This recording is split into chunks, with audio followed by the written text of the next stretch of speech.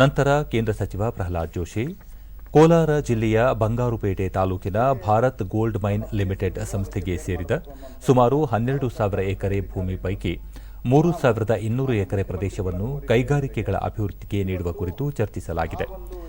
ಇದಕ್ಕೂ ಮೊದಲು 3 ತಿಂಗಳೊಳಗೆ ಈ ಪ್ರದೇಶದಲ್ಲಿ ಭೌತಿಕ ಸಮೀಕ್ಷೆ ನಡೆಸಬೇಕು ಎಂದು ರಾಜ್ಯ ಸರ್ಕಾರಕ್ಕೆ ತಿಳಿಸಲಾಗಿದೆ ಎಂದರು. ಅದೇ ರೀತಿ ಕೇಂದ್ರದ ಎಂಇಸಿಎಲ್ 6 ತಿಂಗಳಲ್ಲಿ ಪ್ರಸಕ್ತ ಬಳಕೆಯಾಗಿರುವ ಭೂಮಿಯ ಹೊರತಾಗಿ ಬೇರೆ ಪ್ರದೇಶದಲ್ಲಿ ನೈಸರ್ಗಿಕ ಖನಿಜ ಸಂಪತ್ತು ಇರುವ ಬಗ್ಗೆ ಪರಿಶೋಧನೆ ಮಾಡಲಿದೆ. ಅಲ್ಲಿ ಯಾವುದೇ ಖನಿಜ ಇದ್ದರೂ ಅದರಿಂದ ರಾಜ್ಯಕ್ಕೆ ಲಾಭವಾಗಲಿದೆ. ಈ ಪ್ರದೇಶ ಗಣಿಗಾರಿಕೆ ಯೋಗ್ಯವಲ್ಲ ಎಂಬ ವರದಿ ಬಂದರೆ ಕೈಗಾರಿಕಾ ಪಾರ್ಕ್ ನಿರ್ಮಾಣಕ್ಕೆ ಭೂಮಿ ಹಸ್ತಾಂತರಿಸಲಾಗುವುದು ಎಂದು ಪ್ರಹ್ಲಾದ್ ಜೋಶಿ ತಿಳಿಸಿದರು. ಗಣಿಗಳ ಹರಾಜು ಹಾಗೂ ಗುತ್ತಿಗೆಗೆ ಸಂಬಂಧಿಸಿದಂತೆ ಕೇಂದ್ರ ಸರ್ಕಾರ ಅನುಮತಿ ನೀಡುವ ವಿಚಾರದಲ್ಲಿ ವಿಳಂಬವಾಗುತ್ತಿದೆ ಎಂಬ ಅಂಶವನ್ನು ಮುಖ್ಯಮಂತ್ರಿ ಅವರು ತಮ್ಮ ಗಮನಕ್ಕೆ ತಂದಿದ್ದಾರೆ. ಇದನ್ನು ತಪ್ಪಿಸಿ ಆದಷ್ಟು ಬೇಗ ಸರ್ಕಾರಕ್ಕೆ ಅನುಕೂಲ ಮಾಡಿಕೊಡುವ ಸಂಬಂಧ ಕಾನೂನಿಗೆ ತಿದ್ದುಪಡಿ ತರಲಾಗುವುದು ಎಂದು ಸಚಿವರು ತಿಳಿಸಿದರು. ವಿಭಾಗದಿಂದ ನಮಗೆ ಅಲ್ಲಿ ಸುಮಾರೊಂದು 3,200 ಎಕರೆ ಲ್ಯಾಂಡ್ ಬೇಕು ಅಂತ ಹೇಳಿದರು. ಆದರೆ ಇವತ್ತು ನಾನು ಮಾನ್ಯ ಮುಖ್ಯಮಂತ್ರಿಗಳಿಗೆ, ಮಾನ್ಯ ಕಂದಾಯ ಸಚಿವರಿಗೆ ಮತ್ತು ಮಾನ್ಯ ಕೈಗಾರಿಕಾ ಮಂತ್ರಿಗಳಿಗೆ ವಿನಂತಿ ಮಾಡಿದ್ದೇವೆ. ನೀವು ನಿಮ್ಮ ಹಂತದಲ್ಲಿ ಡಿಸಿಷನ್ ತೆಗೆದುಕೊಂಡು ಇದನ್ನು ಮೊದಲನೇದು ಬೇಗ ಫಿಸಿಕಲ್ ಸರ್ವೆ ಮಾಡಿಸ್ರಿ. Within 3 months you complete the survey. ನಾವು ಭಾರತ ಸರ್ಕಾರದ MECL ಕಡೆಯಿಂದ 6 ತಿಂಗಳಲ್ಲಿ ಯಾವ ಏರಿಯಾ ಎಕ್ಸ್ಪ್ಲೋರ್ ಮಾಡಿಲ್ಲ, whether any natural minerals are there which is not explored so far, out of the total around 12,000-13,000 acres, some 3,000-4,000 acres now there is a mining activity is done and also there is a dump is also there. ಅದನ್ನು ಬಿಟ್ಟು ಉಳಿದ area ಏನಿದೆ ಆ ಏರಿಯಾದಲ್ಲಿ whether any natural resources are available, that I have told the MECL to immediately go for the exploration and I have given them the time of 6 months. B S Yediyurappa ಅನೇಕ ವರ್ಷಗಳಿಂದ ಗಣಿಗಾರಿಕೆಗೆ ಸಂಬಂಧಿಸಿದಂತೆ ನೆನೆಗುದಿಗೆ ಬಿದ್ದಿರುವ ಸಮಸ್ಯೆಗಳನ್ನು ಪರಿಹರಿಸುವುದಾಗಿ ಕೇಂದ್ರ ಸಚಿವರು ಭರವಸೆ ನೀಡಿದ್ದಾರೆ ಎಂದು ಹೇಳಿದರು. ಬಹಳ ವರ್ಷಗಳಿಂದ ಅನೇಕ ಸಮಸ್ಯೆಗಳಿಗೆ ಪರಿಹಾರ ಸಿಕ್ಕಿರಲಿಲ್ಲ. ಆ ಪರಿಹಾರವನ್ನು ಸಿಗೋದಕ್ಕೆ ಅವಕಾಶವನ್ನು ಇವತ್ತು ಪ್ರಹ್ಲಾದ್ ಜೋಶಿ ಅವರು ಮಾಡಿಕೊಟ್ಟಿದ್ದಾರೆ. ಶಿಕ್ಷಕರ ವರ್ಗಾವಣೆ ಸೇರಿದಂತೆ ಹಲವು ಸಮಸ್ಯೆಗಳಿಗೆ ಪರಿಹಾರ ಕಂಡುಕೊಳ್ಳಲು ಇಲಾಖೆ ಅಭಿವೃದ್ಧಿಪಡಿಸಿರುವ ಶಿಕ್ಷಕ ಮಿತ್ರ ಮೊಬೈಲ್ ಆಪ್ಗೆ ಮುಖ್ಯಮಂತ್ರಿ ಬಿಎಸ್ ಯಡಿಯೂರಪ್ಪ ಬೆಂಗಳೂರಿನಲ್ಲಿಂದು ಚಾಲನೆ ನೀಡಿದರು. ಇದೇ ವೇಳೆ ಮುಖ್ಯಮಂತ್ರಿ ಪ್ರಾಥಮಿಕ ಮತ್ತು ಪ್ರೌಢಶಿಕ್ಷಣ ಸಚಿವ ಎಸ್ ಸುರೇಶ್ ಕುಮಾರ್ ಅವರ ಕಾರ್ಯವೈಖರಿ ಕುರಿತು ನಾಡಿನ ಹಲವಾರು ಲೇಖಕರು ಬರೆದಿರುವ ವಿದ್ಯಾ ವಿನೀತ ಹಾಗೂ ಸಚಿವರು ವಿವಿಧ ಪತ್ರಿಕೆಗಳಿಗೆ ಬರೆದಿರುವ ಅಂಕಣಗಳನ್ನು ಒಳಗೊಂಡ ಶಿಕ್ಷಣ ಯಾತ್ರೆ ಪುಸ್ತಕವನ್ನು ಲೋಕಾರ್ಪಣೆಗೊಳಿಸಿದರು. ಸಚಿವ ಸುರೇಶ್ ಕುಮಾರ್, ವಿಧಾನ ಪರಿಷತ್ ಸದಸ್ಯರಾದ ವೈಎ ನಾರಾಯಣಸ್ವಾಮಿ, ಅರುಣ್ ಶಹಾಪುರ್, ಇಲಾಖೆ ಪ್ರಧಾನ ಕಾರ್ಯದರ್ಶಿ ಉಮಾಶಂಕರ್ ಮತ್ತಿತರರು ಉಪಸ್ಥಿತರಿದ್ದರು. ನಂತರ ಯಡಿಯೂರಪ್ಪ ಶಿಕ್ಷಕ ಮಿತ್ರ ಮೊಬೈಲ್ ಆಪ್ ಮೂಲಕ ಶಿಕ್ಷಕರು ತಮ್ಮ ಸೇವಾ ವಿಷಯ ಹಾಗೂ ಸಮಸ್ಯೆಗಳಿಗೆ ಕಾಲಮಿತಿಯಲ್ಲಿ ಪರಿಹಾರ ಕಂಡುಕೊಳ್ಳಬಹುದಾಗಿದೆ. ಇದರಿಂದ ಶಿಕ್ಷಕರು ಕಚೇರಿಗಳಿಗೆ ಅಲೆದಾಡುವುದಕ್ಕೆ ಇತಿಶ್ರೀ ಹಾಡಲಾಗಿದೆ. ಈ ಬಾರಿಯ ಸಾರ್ವತ್ರಿಕ ವರ್ಗಾವಣೆ ಅರ್ಜಿಗಳನ್ನು ಆಪ್ ಮೂಲಕ ಸಲ್ಲಿಸಲು ಅವಕಾಶ ಕಲ್ಪಿಸಲಾಗಿದೆ ಎಂದು ಹೇಳಿದರು.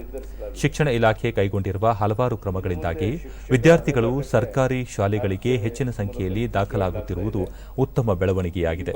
ಇದಕ್ಕಾಗಿ ಶಿಕ್ಷಣ ಸಚಿವರು ಮತ್ತು ಅಧಿಕಾರಿಗಳಿಗೆ ಅಭಿನಂದನೆ ಸಲ್ಲಿಸುವುದಾಗಿ ಅವರು ತಿಳಿಸಿದರು.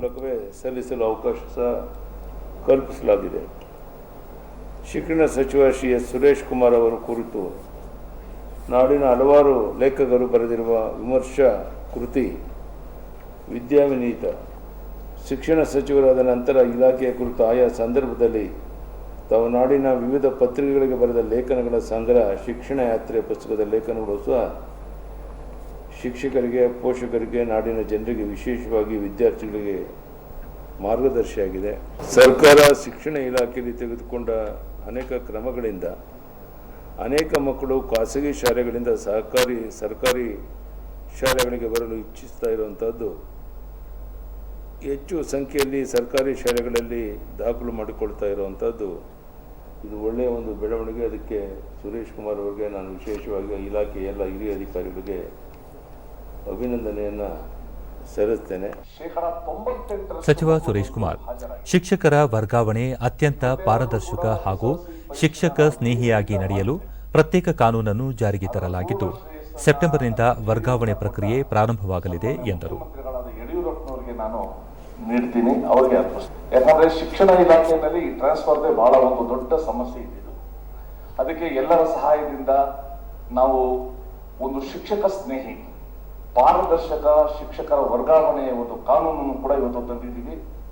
ಅದು ಸೆಪ್ಟೆಂಬರ್ನಲ್ಲಿ ಈ ವರ್ಗಾವಣೆ ಪ್ರಕ್ರಿಯೆಯನ್ನು ಕೂಡ ಪ್ರಾರಂಭ ಆಗುತ್ತೆ ಅಂತ ಎಲ್ಲರಿಗೂ ಕೂಡ ತಿಳಿಸಕ್ಕೆ ನಾನು ಇಷ್ಟಪಡ್ತೀನಿ. ಕೈಗಾರಿಕಾ ಇಲಾಖೆಯಲ್ಲಿ ಕಳೆದೊಂದು ವರ್ಷದಲ್ಲಿ ಆಗಿರುವ ಸಾಧನೆ ಮತ್ತು ಸುಧಾರಣಾ ಕ್ರಮಗಳ ಕುರಿತು ಕೈಪಿಡಿಯೊಂದನ್ನು ಹೊರತರಲಾಗಿದ್ದು, ರಾಜ್ಯದಲ್ಲಿ ಕೈಗಾರಿಕೆಗಳಿಗೆ ಪ್ರೋತ್ಸಾಹ ನೀಡಲು ಕೈಗೊಂಡಿರುವ ಎಲ್ಲ ಕ್ರಮಗಳ ಕುರಿತ ಮಾಹಿತಿ ಅಡಕವಾಗಿದೆ ಎಂದು ಕೈಗಾರಿಕಾ ಸಚಿವ ಜಗದೀಶ್ ಶೆಟ್ಟರ್ ಬೆಂಗಳೂರಿನಲ್ಲಿ ಇಂದು ತಿಳಿಸಿದ್ದಾರೆ. ಮುಖ್ಯಮಂತ್ರಿ ಬಿಎಸ್ ಯಡಿಯೂರಪ್ಪ ನೇತೃತ್ವದಲ್ಲಿ ದಾವೋಸ್ಗೆ ಭೇಟಿ ನೀಡಿ ರಾಜ್ಯದಲ್ಲಿ ಕೈಗಾರಿಕಾ ವಲಯದಲ್ಲಿ ಬಂಡವಾಳ ಹೂಡುವಂತೆ ಉದ್ಯಮಿಗಳಿಗೆ ಮನವಿ ಮಾಡಿರುವುದು ಸೇರಿದಂತೆ ಕೈಗಾರಿಕೆಗಳ ಬೆಳವಣಿಗೆಗೆ ಅನುಕೂಲ ಮಾಡಿಕೊಡಲು ಭೂ ಸುಧಾರಣೆ ಕಾಯ್ದೆಗೆ ತಿದ್ದುಪಡಿ ಮತ್ತಿತರ ವಿಚಾರಗಳ ಕುರಿತ ಮಾಹಿತಿ ಕೈಪಿಡಿಯಲ್ಲಿ ಇದೆ ಎಂದರು. ಕೈಗಾರಿಕಾ ವಲಯದಲ್ಲಿ ಇಡೀ ದೇಶದಲ್ಲಿ ಮುಂಚೂಣಿಯಲ್ಲಿರುವ 4-5 ರಾಜ್ಯಗಳ ಸಾಲಿನಲ್ಲಿ ಕರ್ನಾಟಕವು ಒಂದಾಗಿದ್ದು, ಮುಂಬರುವ ದಿನಗಳಲ್ಲಿ ಅಗ್ರಸ್ಥಾನಕ್ಕೆ ತಲುಪಬೇಕೆಂಬ ಗುರಿ ಹೊಂದಲಾಗಿದೆ. ಹೊಸ ಕೈಗಾರಿಕಾ ನೀತಿ ಅನ್ವಯ ಬೆಂಗಳೂರು ಹೊರತುಪಡಿಸಿ ರಾಜ್ಯದ 2 ಮತ್ತು 3ನೇ ದರ್ಜೆಯ ನಗರಗಳಲ್ಲಿ ಕೈಗಾರಿಕೆಗಳ ಸ್ಥಾಪನೆಗೆ ವಿಶೇಷ ಒತ್ತು ನೀಡಲು ನಿರ್ಧರಿಸಲಾಗಿದೆ. 11 ಕೈಗಾರಿಕಾ ಕ್ಲಸ್ಟರ್ಗಳು ಹಾಗೂ ಕೈಗಾರಿಕಾ ಟೌನ್ಶಿಪ್ಗಳ ನಿರ್ಮಾಣಕ್ಕೆ ಕಾರ್ಯಕ್ರಮ ರೂಪಿಸಲಾಗಿದೆ ಎಂದರು.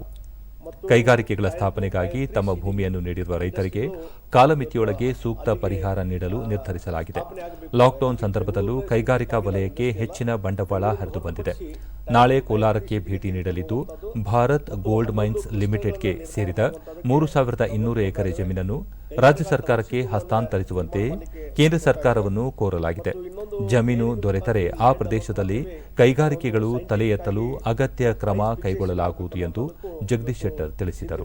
ಮತ್ತು ಅದರ ಬಗ್ಗೆ ಯೋಜನೆಯನ್ನು ಹಾಕ್ತಾ ಇದ್ದೇವೆ ಮತ್ತು ನಮ್ಮ ಯಾರು ಲ್ಯಾಂಡನ್ನು ಕೊಟ್ಟಿರ್ತಾರೆ ಕೃಷಿ ಭೂಮಿಯನ್ನು ಆ ಭೂ ಮಾಲೀಕರಿಗೆ ಸರಿಯಾದಂಥ ಒಂದು ಪರಿಹಾರ ಮತ್ತು ಕಾಲಮಿತಿಯೊಳಗೆ ವಿದಿನ್ ಟೈಮ್ ಲಿಮಿಟ್ ಕೊಡಬೇಕನ್ನುವಂಥದ್ರ ಬಗ್ಗೆ ಇವತ್ತು ಆಲೋಚನೆ ನಾವು ಮಾಡ್ತಾ ಇದ್ದೇವೆ. ಇವತ್ತು ಕೋಲಾರದಲ್ಲಿ ಈ BGML ಏನೋ ಲ್ಯಾಂಡ್ ಇದೆ 3,700 ಎಕರೆ, ಅದನ್ನು ನಾವು ಕೊಡಬೇಕನ್ನುವಂಥದ್ದು ನಾವು ರಿಕ್ವೆಸ್ಟ್ ಮಾಡಿದ್ದೇವೆ. ಪ್ರಹ್ಲಾದ್ ಜೋಶಿಯವರು ಅದಕ್ಕೆ ಸ್ಪಂದನ ಮಾಡಿದ್ದಾರೆ. ಅದಕ್ಕೊಂದು ಸರ್ವೆ ಮಾಡ್ತೀವಿ, ಆದಷ್ಟು ಬೇಗನೆ ಸರ್ವೆ ಮಾಡಿ ಆ ಒಂದು ಲ್ಯಾಂಡನ್ನು ತೆಗೆದುಕೊಳ್ಳೋಕೆ ಒಂದು ಪ್ರಯತ್ನ ಮಾಡ್ತೀವಿ. ಅದಾದರೆ ಭಾಳ ದೊಡ್ಡ ಪ್ರಮಾಣದಲ್ಲಿ ಅಲ್ಲಿಯೂ ಸಹಿತ ಇಂಡಸ್ಟ್ರಿ ಬರಲಿಕ್ಕೆ ಸಾಧ್ಯತೆ. ಆ ರೀತಿ ಕಾರ್ಯಕ್ರಮ ನಾವು ಹಾಕ್ತೀವಿ. ರಾಜ್ಯದಲ್ಲಿ 100ಕ್ಕೂ ಹೆಚ್ಚು ಪಡಿತರ ಚೀಟಿ ಹೊಂದಿರುವ ಎಲ್ಲಾ ತಾಂಡಾಗಳಲ್ಲಿ ನ್ಯಾಯಬೆಲೆ ಅಂಗಡಿಗಳನ್ನು ತೆರೆಯಲಾಗುವುದು ಎಂದು ಸಮಾಜ ಕಲ್ಯಾಣ ಸಚಿವರು ಆಗಿರುವ ಉಪಮುಖ್ಯಮಂತ್ರಿ ಗೋವಿಂದ ಕಾರಜೋಳ ಬೆಂಗಳೂರಿನಲ್ಲಿಂದು ತಿಳಿಸಿದ್ದಾರೆ. ಸಂತ ಸೇವಾಲಾಲ್ ಕ್ಷೇತ್ರ ಅಭಿವೃದ್ಧಿ ಮತ್ತು ನಿರ್ವಹಣಾ ಪ್ರತಿಷ್ಠಾನದ 3ನೇ ಆಡಳಿತ ಮಂಡಳಿ ಸಭೆಯ ಅಧ್ಯಕ್ಷತೆ ವಹಿಸಿ ಮಾತನಾಡಿದ ಅವರು, ರಾಜ್ಯದಲ್ಲಿ 3,300 ತಾಂಡಾಗಳಿದ್ದು, ಪಡಿತರವನ್ನು ಪಡೆಯಲು ಕೆಲಸ ಬಿಟ್ಟು ದೂರದ ನ್ಯಾಯಬೆಲೆ ಅಂಗಡಿಗಳಿಗೆ ಹೋಗಬೇಕಾದಂಥ ಪರಿಸ್ಥಿತಿ ಇದೆ.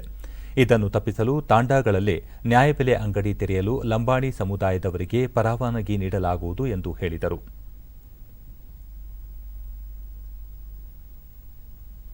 ವಿದ್ಯುತ್ ಸಂಪರ್ಕ ಇಲ್ಲದ ತಾಂಡಾಗಳಿಗೆ ವಿದ್ಯುತ್ ಸಂಪರ್ಕ ಕಲ್ಪಿಸಲು ಸೂಕ್ತ ಕ್ರಮ ಕೈಗೊಳ್ಳಲಾಗುವುದು.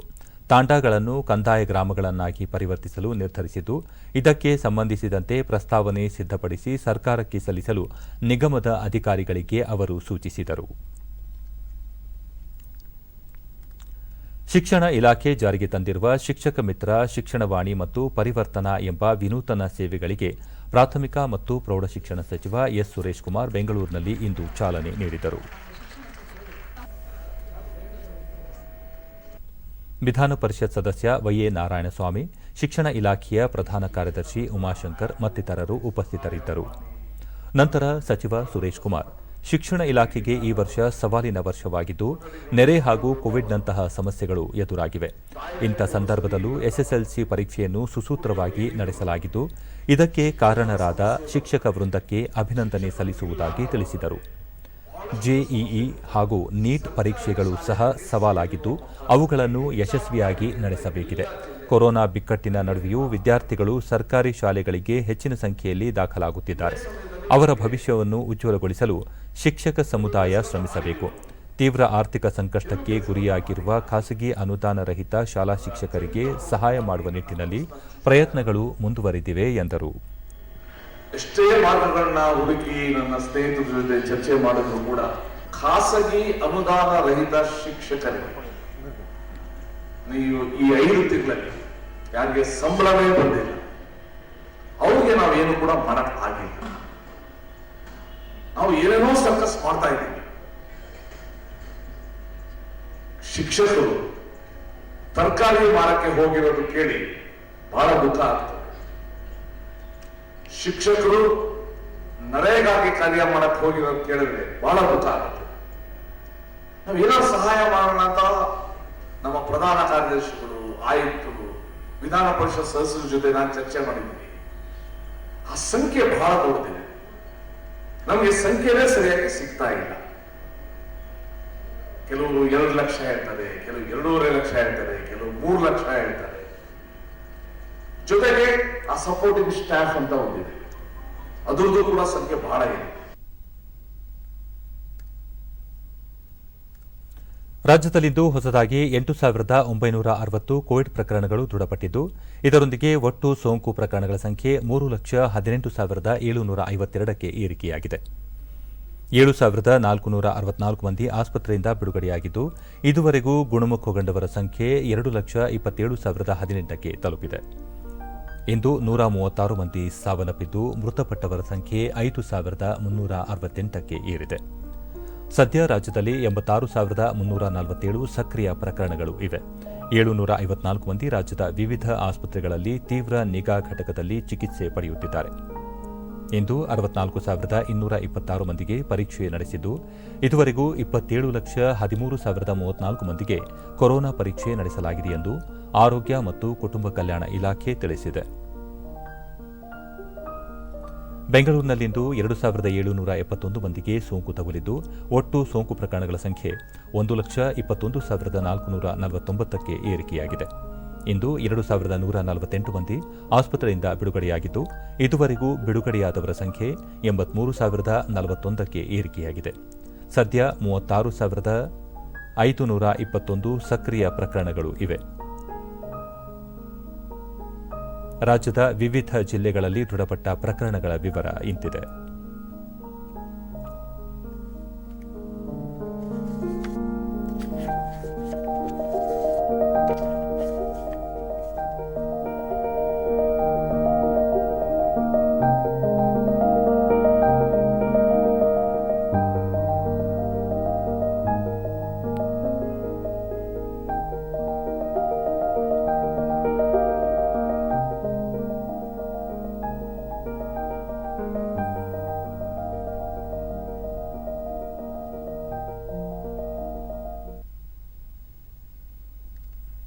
ಕಾರ್ಮಿಕ ಹಾಗೂ ಸಕ್ಕರೆ ಸಚಿವ ಶಿವರಾಂ ಹೆಬ್ಬಾರ್ ಅವರು ಇಂದು ಹುಬ್ಬಳ್ಳಿಯ ಇಎಸ್ಐ ಆಸ್ಪತ್ರೆಗೆ ಭೇಟಿ ನೀಡಿ ಪರಿಶೀಲನೆ ನಡೆಸಿ ವೈದ್ಯರು, ಸಿಬ್ಬಂದಿಗಳಿಂದ ಮಾಹಿತಿ ಪಡೆದರು.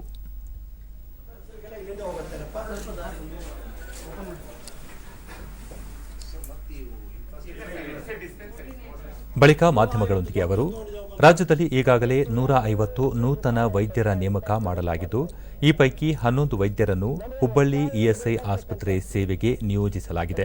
ವೈದ್ಯರು, ವೈದ್ಯಕೀಯ ತಾಂತ್ರಿಕ ಸಿಬ್ಬಂದಿ ನೇಮಕಾತಿ ಕುರಿತಂತೆ ಸೆಪ್ಟೆಂಬರ್ 4 ಮತ್ತು 5ರಂದು ಬೆಂಗಳೂರಿನಲ್ಲಿ ನಡೆಯಲಿರುವ ಸಭೆಯಲ್ಲಿ ಮುಖ್ಯಮಂತ್ರಿಯವರೊಂದಿಗೆ ಚರ್ಚಿಸಲಾಗುವುದು ಎಂದು ತಿಳಿಸಿದರು. ರಾಜ್ಯದಲ್ಲಿರುವ ಆಸ್ಪತ್ರೆ ಹಾಗೂ ಔಷಧಿ ವಿತರಣಾ ಕೇಂದ್ರಗಳಲ್ಲಿ ಅತ್ಯುತ್ತಮ ಗುಣಮಟ್ಟದ ಔಷಧಿಗಳು ಲಭ್ಯವಿದೆ.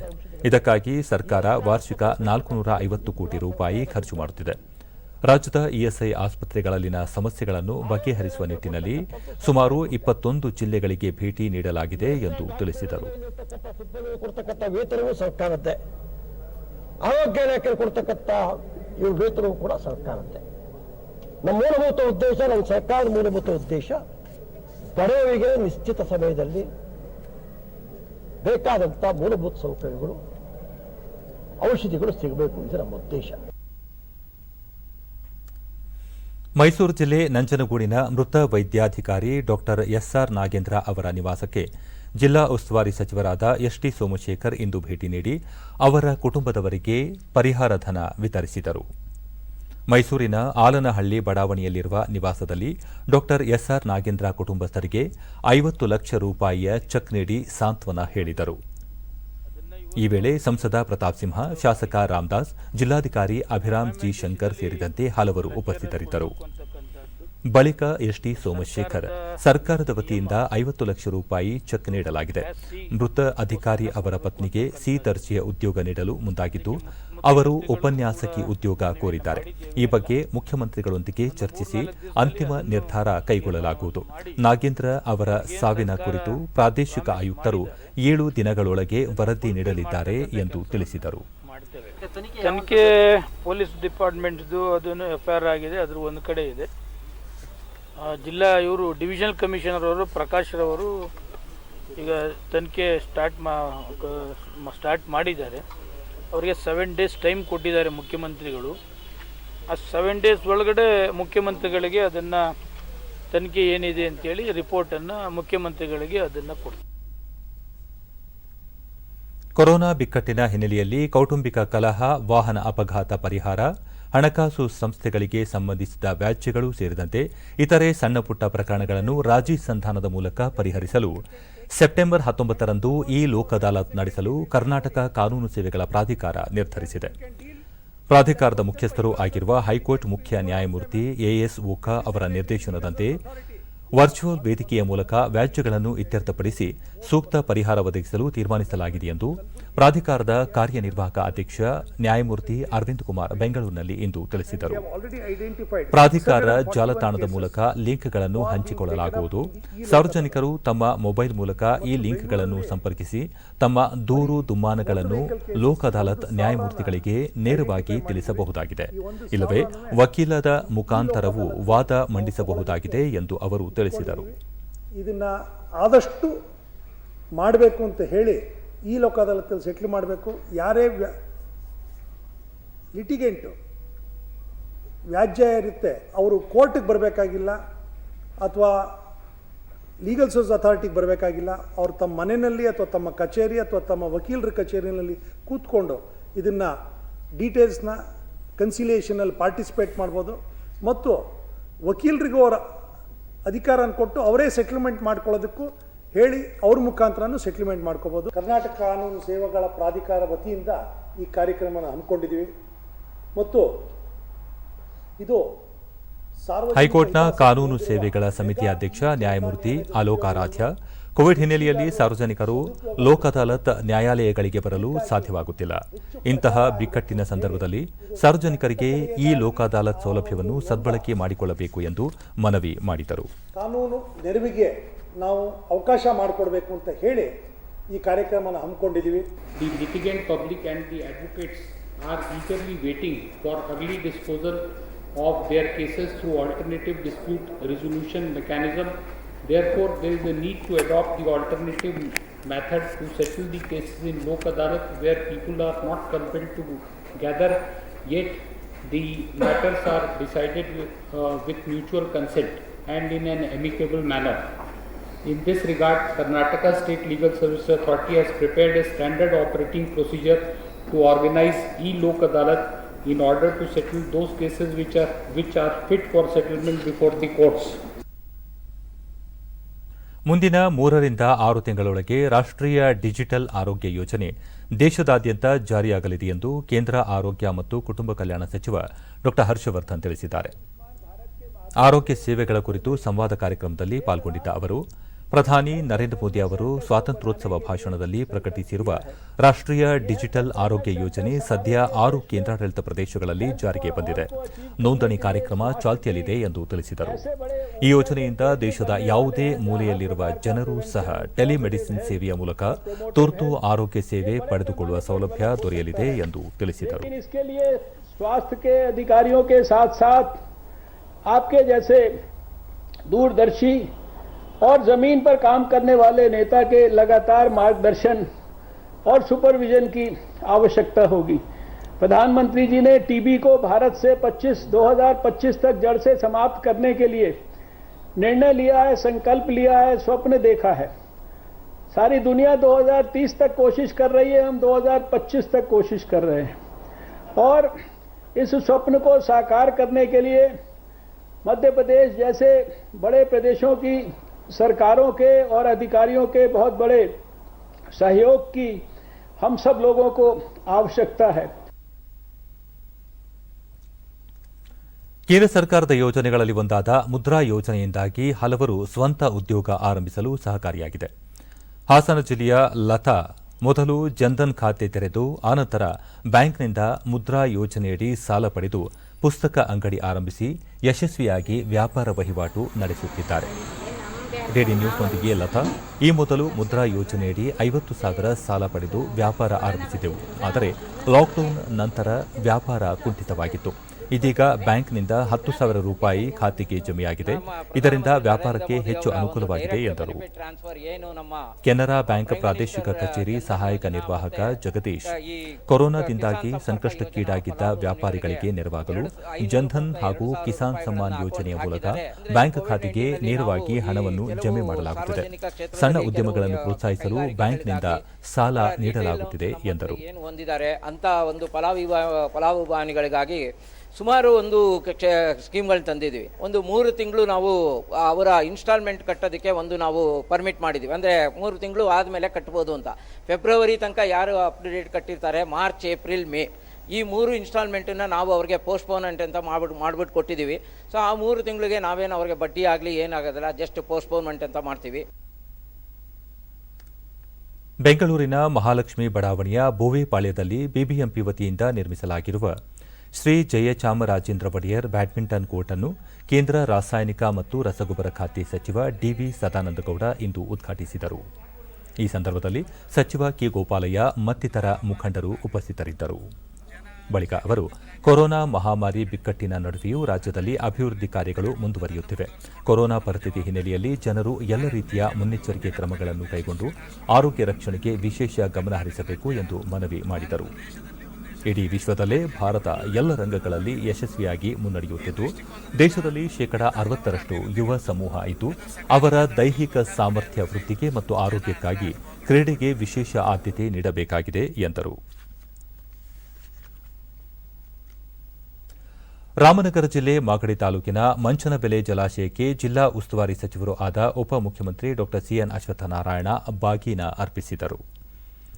ಈ ಸಂದರ್ಭದಲ್ಲಿ ನಗರಾಭಿವೃದ್ಧಿ ಸಚಿವ ಬೈರತಿ ಬಸವರಾಜ್ ಹಾಗೂ ಸಂಸದ ಡಿಕೆ ಸುರೇಶ್ ಸೇರಿದಂತೆ ಹಲವು ಗಣ್ಯರು ಉಪಸ್ಥಿತರಿದ್ದರು.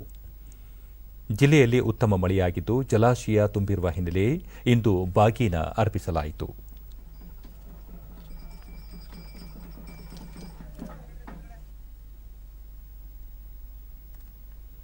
ಕರ್ನಾಟಕ ರಾಜ್ಯ ಸಾರಿಗೆ ಸಂಸ್ಥೆಯ ಹಳೆಯ ಬಸ್ಗಳನ್ನು ಬಳಸಿಕೊಂಡು ನಿರ್ಮಿಸಿರುವ ಸುಸಜ್ಜಿತ ಮಹಿಳಾ ಶೌಚಾಲಯ ನಿನ್ನೆ ಲೋಕಾರ್ಪಣೆಗೊಂಡಿದ್ದು, ಸಾರ್ವಜನಿಕರಿಂದ ಉತ್ತಮ ಸ್ಪಂದನೆ ವ್ಯಕ್ತವಾಗಿದೆ.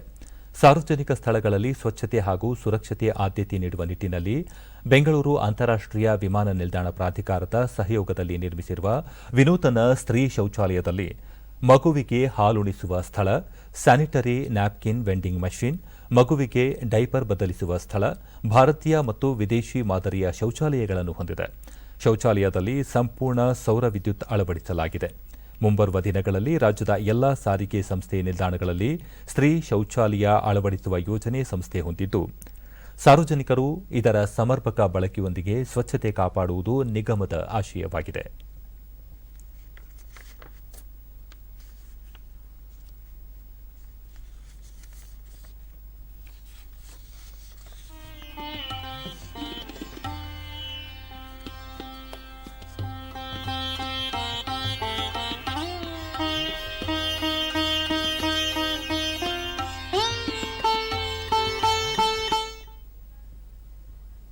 ಪ್ರಯಾಣಿಕ ಮಹಿಳೆ ನಿಲ್ದಾಣದಲ್ಲಿ ನಿರ್ಮಿಸಿರುವ ವಿನೂತನ ಶೌಚಾಲಯ ತುಂಬಾ ಉಪಯುಕ್ತ ಎಂದರು.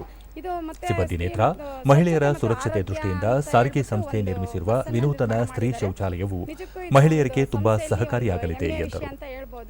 ಮಹಿಳೆಯರು ತುಂಬಾನೇ ಒಂದು ಪ್ರಾಬ್ಲಮ್ ಅಲ್ಲಿ ಸಿಕ್ಕಾಕೊಳ್ತಾರೆ. ಬಸ್ ಸ್ಟ್ಯಾಂಡಿಗೆ ಬಂದರೆ ಒಂದು ಲೇಡೀಸು ಟಾಯ್ಲೆಟ್ ಸರಿ ಇರಲ್ಲ, ಒಂದು ಹಾಲು ಉಣ್ಸೋಕ್ಕೆ ಜಾಗ ಇರಲ್ಲ ಅಂತ ಹೇಳ್ಬಿಟ್ಟು, ಅದರಿಂದ ಈ ಒಂದು ಅನುಪಯುಕ್ತವಾದಂಥ ಬಸ್ಸನ್ನು ನಿಲ್ಲಿಸಿ ವೇಸ್ಟ್ ಮಾಡ್ದಲೆ ಇದಕ್ಕೊಂದು ಉಪಯುಕ್ತವಾಗಲಿ, ಮಹಿಳೆಯರಿಗಾಗಿ ಉಪಯುಕ್ತವಾಗಲಿ ಅಂತಂದು ಹೇಳ್ಬಿಟ್ಟು ಇದೊಂದು ಶೌಚಾಲಯನ ನಿರ್ಮಾಣ ಮಾಡಿದ್ದಾರೆ. ಲೇಡೀಸ್ಗೆಲ್ಲ ಅನುಕೂಲ ಆಗಿದೆ. ಮತ್ತೋರ್ವ ಸಿಬ್ಬಂದಿ ಕಸ್ತೂರಿ, ನಿಲ್ದಾಣಗಳಲ್ಲಿ ಮಹಿಳಾ ಪ್ರಯಾಣಿಕರಿಗೆ ಈ ಶೌಚಾಲಯ ತುಂಬಾ ಸಹಕಾರಿಯಾಗಿದ್ದು, ರಾಜ್ಯದ ಎಲ್ಲಾ ನಿಲ್ದಾಣಗಳಲ್ಲಿಯೂ ಇಂತಹ ಶೌಚಾಲಯ ಬಳಕೆ ಪ್ರಾರಂಭಗೊಂಡಲ್ಲಿ ಮತ್ತಷ್ಟು ಅನುಕೂಲವಾಗಲಿದೆ ಎಂದು ಅಭಿಪ್ರಾಯಪಟ್ಟರು. ಸಾರಿಗೆ ಸಚಿವರಿಗೆ ಅವರ ಗಮನಕ್ಕೆ ಬಂದ ನಮ್ಮ ಬೆಂಗಳೂರು ವಿಭಾಗೀಯ ನಿಯಂತ್ರಣಾಧಿಕಾರಿ ಶ್ರೀನಿವಾಸ್, ಮಹಿಳಾ ಸ್ವಾಸ್ಥ್ಯ ನಿಗಮದ ಕಾಳಜಿಯಾಗಿದೆ.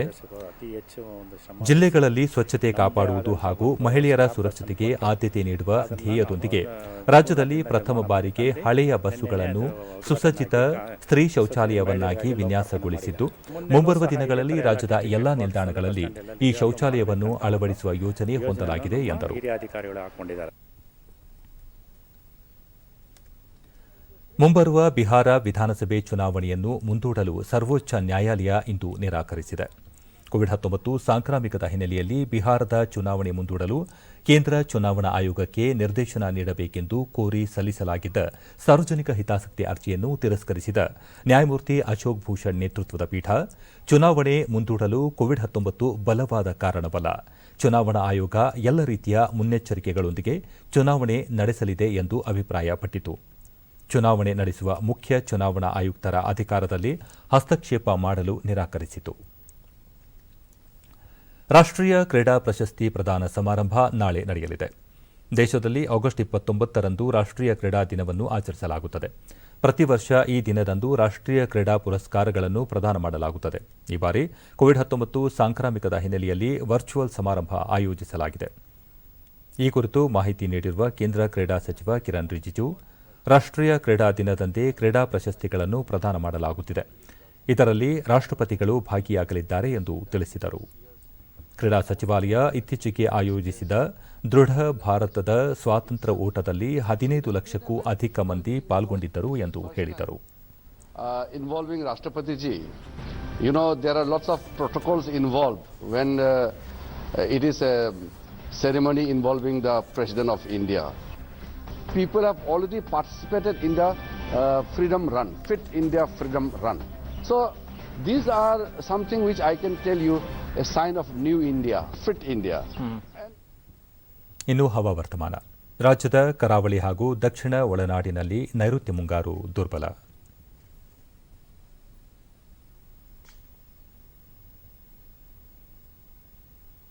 ಕರಾವಳಿ ಬಹುತೇಕ ಕಡೆ, ಉತ್ತರ ಒಳನಾಡು ಕೆಲವೆಡೆ ಹಾಗೂ ದಕ್ಷಿಣ ಒಳನಾಡಿನಲ್ಲಿ ಚದುರಿದಂತೆ ಮಳೆಯಾಗಿದೆ. ಚಿಂಚೋಳಿಯಲ್ಲಿ 5, ಗಬ್ಬೂರು 3, ಶಿರಾಲಿ, ಕದ್ರಾ, ದೇವದುರ್ಗ 2, ಬೆಳಗಾವಿ, ಬೈಲಹೊಂಗಲ, ಬೆಳಗಾವಿ ವಿಮಾನ ನಿಲ್ದಾಣ, ಕಲಬುರಗಿ, ಕಂಪ್ಲಿಯಲ್ಲಿ 1 ಸೆಂಟಿಮೀಟರ್ ಮಳೆಯಾಗಿದೆ. ಮುನ್ಸೂಚನೆಯಂತೆ ಮುಂದಿನ 24 ಗಂಟೆಗಳಲ್ಲಿ ಕರಾವಳಿಯ ಕೆಲವೆಡೆ ಹಾಗೂ ಒಳನಾಡಿನ ಅಲ್ಲಲ್ಲಿ ಮಳೆ ಅಥವಾ ಗುಡುಗು ಸಹಿತ ಮಳೆ ಸಂಭವ. ಬೆಂಗಳೂರು ಸುತ್ತಮುತ್ತ ಸಾಮಾನ್ಯ ಮೋಡ ಕವಿದ ವಾತಾವರಣ, ಕೆಲವೆಡೆ ಒಂದೆರಡು ಬಾರಿ ಹಗುರ ಮಳೆಯಾಗುವ ನಿರೀಕ್ಷೆ. ಗರಿಷ್ಠ ತಾಪಮಾನ 31 ಹಾಗೂ ಕನಿಷ್ಠ 20 ಡಿಗ್ರಿ ಸೆಲ್ಸಿಯಸ್ ದಾಖಲು ಸಂಭವ. ಕೊನೆಯಲ್ಲಿ ಮತ್ತೊಮ್ಮೆ ಮುಖ್ಯಾಂಶಗಳು. ಕೋಲಾರ ಚಿನ್ನದ ಗಣಿ ಪ್ರದೇಶದಲ್ಲಿ ಕೈಗಾರಿಕಾ ಪ್ರದೇಶ ನಿರ್ಮಾಣಕ್ಕೆ ಸಮೀಕ್ಷೆ ನಂತರ ರಾಜ್ಯ ಸರ್ಕಾರಕ್ಕೆ ಅವಕಾಶ, ಕೇಂದ್ರ ಸಚಿವ ಪ್ರಹ್ಲಾದ್ ಜೋಶಿ. 100 ಪಡಿತರ ಚೀಟಿ ಇರುವ ತಾಂಡಾಗಳಲ್ಲಿ ಪ್ರತ್ಯೇಕ ನ್ಯಾಯಬೆಲೆ ಅಂಗಡಿ ತೆರೆಯಲು ನಿರ್ಧಾರ, ಗೋವಿಂದ ಕಾರಜೋಳ.